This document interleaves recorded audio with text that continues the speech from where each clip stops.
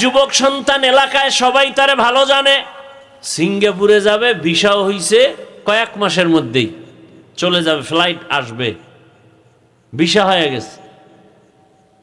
আদরের সন্তান, কয়েকদিন আগের ঘটনা। সকাল 8টা-9টায় বলে, আম্মু আমি একটু দোকানে যাই। কেন? বলে আমার বন্ধু ডাকছে, একটু চা পান করবে, একটু চা খাই আসি। তো মোটর বাইক নিয়ে রওনা হইছে। এমনভাবে অ্যাক্সিডেন্ট হয়ে গেল, জায়গায় শেষ। সিঙ্গাপুরের ভিসাও রেডি, কিন্তু কবরের ভিসা যাচ্ছে কে জানে।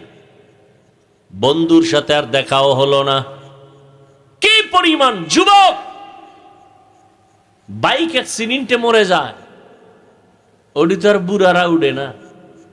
ওই মরণস্ত্র যুবকদের বাইক চালায় যারা, এটা একটা নতুন মরণস্ত্র। এটা হলো ডাইরেক্ট। আর ইনডাইরেক্ট মরণস্ত্রের নাম মোবাইল। এটা তোমার ডাইরেক্ট মারবে না, আস্তে আস্তে কিডনি খাবে, হার্ট দুর্বল করবে, ব্রেন দুর্বল করবে। এই মোবাইলে চোখের পাওয়ার নষ্ট করে। এ বানায় বলতেছি, লজ্জা শরম না থাকলে কি করার। সারা রাত এই মোবাইলটা নিয়ে যারা চোখের জেনা করে, কানের জেনা, হাতের জেনা, জবানের জেনা, অন্তরের জেনা করে সারা রাত, এরে কি বয়ান দিলে বুঝে আসবে? বুঝে আসে না। ওই যে শুরুতেই বলছিলাম, বুঝ নাই। যেদিন বুঝ আসবে তখন আফসোস করলেও লাভ হবে না।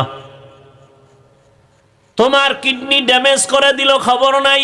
হার্ট দুর্বল করে দিল, খবর নাই। চোখের পাওয়ার দুর্বল করলো, খবর নাই। এই একটা মোবাইলে লেখাপড়া নষ্ট করলো, খবর নাই। মায়ের সাথে তোমার সাথে বেয়াদবি শিখাই দিল মোবাইলে, খবর নাই। মোবাইলকে ঠিক রাখতে গিয়ে কত সন্তান মায়ের সাথে বেয়াদবি করেছে। মোবাইলকে কেন্দ্র করে কত সন্তান বাবার সাথে বেয়াদবি